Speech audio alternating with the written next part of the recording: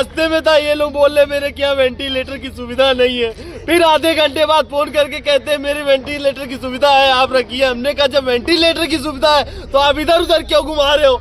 फिर एक डॉक्टर की लापरवाही की भेंट चढ़ी युवती। बता दें कि गोरखपुर जनपद के पीपीगंज थाना क्षेत्र के जंगल कौड़िया चौकी अंतर्गत अगम्य हॉस्पिटल में 13 फरवरी के दिन लगभग 2 बजे दिन में एक महिला का सर्जरी द्वारा प्रसव कराया गया।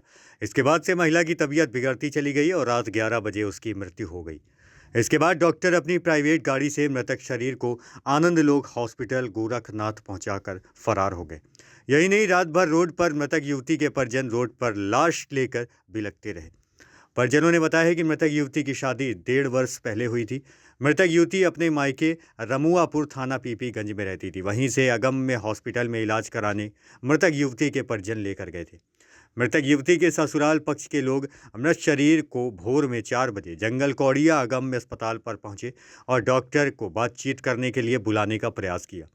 जब डॉक्टर नहीं आए तो परिजन हंगामा करने लगे। सूचना मिलते ही जंगल कौड़िया चौकी से उप निरीक्षक और सिपाही पहुंचे। मामले की गंभीरता को देखते हुए थाना प्रभारी पीपीगंज धर्मेंद्र सिंह भी पहुंच गए। परिजन स्वास्थ्य सेवाओं में लापरवाही बताकर डॉक्टर को गिरफ्तार करने की मांग कर रहे हैं। परिजनों ने शांतिपूर्ण तरीके से सड़क को भी जाम करने का प्रयास किया, परंतु थाना प्रभारी के आश्वासन के बाद परिजनों ने तहरीर देकर उचित कार्रवाई की मांग की। बता दें कि मृतक के पति सुमंत गिरी ने थाना प्रभारी पीपीगंज को तहरीर देकर बताया है कि वह थाना सहजनवा के गोहरा गांव के निवासी हैं। पत्नी रेशमा देवी उम्र 25 वर्ष अगम्य हॉस्पिटल जंगल कौड़िया में डॉक्टर प्रभात दीक्षित से रूटीन चेकअप कराने आई थी। डॉक्टर ने बिना परिजनों की अनुमति के ही 13 फरवरी के दिन 2 बजे प्रसव के लिए ऑपरेशन कर दिया। डॉक्टर और अस्पताल की लापरवाही और मूलभूत स्वास्थ्य सुविधाओं के अभाव में उनकी पत्नी की मृत्यु हो गई। इसके बाद डॉक्टर अपनी प्राइवेट गाड़ी से मृतक को लेकर गोरखपुर स्थित आनंद लोक अस्पताल ले गया और वहां मृत शरीर को छोड़कर भाग गया। परिजन एम्बुलेंस की सहायता से मरीज को सिटी हॉस्पिटल लेकर पहुंचे तो वहां के डॉक्टरों ने पत्नी को मृत घोषित कर दिया। प्रार्थी ने डॉक्टर प्रभात दीक्षित और सहयोगियों के विरुद्ध विधिक धारा में मुकदमा करने की गुहार लगाई है। आपको बताते चले कि अस्पताल का ऑपरेशन थिएटर और भर्ती वार्ड बेसमेंट में संचालित होता है, जो नियम के विपरीत है। सर्जरी के समय किसी बाहरी सर्जन को नहीं बुलाया गया था। अस्पताल में वेंटिलेटर और आईसीयू की भी सुविधा नहीं उपलब्ध है। ये हमारी वाइफ को मैंने इनको बोला कि आज जाओ, पेट में अगर दर्द नहीं हो रहा, 9 महीने हो गए थे, हमने कहा कि जाओ आज चेकअप करा लो देखो। तो ये आई 1 बजे के करीब, 1 बजने से पहले ही आ गई थी।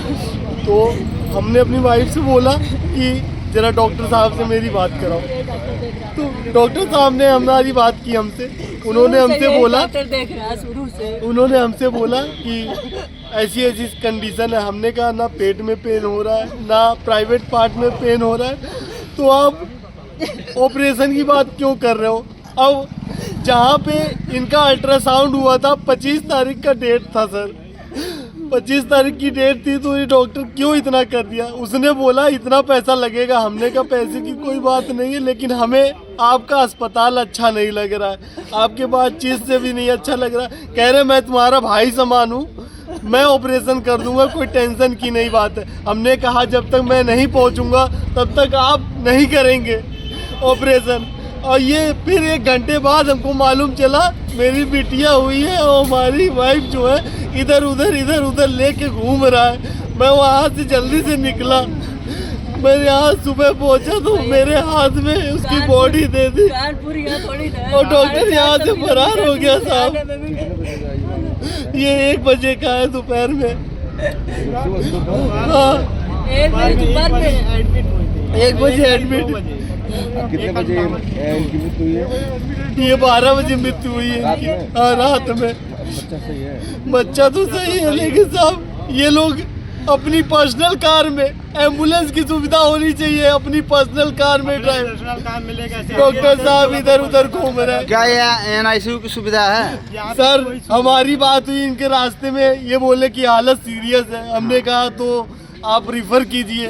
बोलने मेरे क्या, हमने कहा वेंटिलेटर पे आप डालिए। फिर बोलने मेरे क्या वेंटिलेटर नहीं है। और फिर उसी के आधे घंटे बाद मेरे पास फोन करके कहते हैं कि वेंटिलेटर है हमारे पास। मेरा नाम सुमंत गिरी है, मेरी वाइफ का नाम रेशमा गिरी है। मैं कानपुर का रहने वाला हूँ, गोटा मेरा घर है, पाली। यहाँ कैसे आ गए? यहाँ ससुराल है, यहाँ मेरी ससुराल है पीपी गंज। मायके में थी ये लड़की। मैं ये भाई है, ये भाई है। अपनी वाइफ को मैके भेज दिया था। हमने कहा कुछ टेंशन ना हो, क्योंकि मैं हमेशा बाहर रहता हूँ। मैं जब इसका फोन आया तो मैं इस समय हरियाणा में था, वहाँ से तुरंत भागा चला आ रहा हूँ। लेकिन मुझे क्या पता था मैं उसको अच्छे से भेजूंगा, यहाँ पे वो लोग बॉडी दे देंगे उसकी। उसने तो मेरी जिंदगी खराब करके रख दी।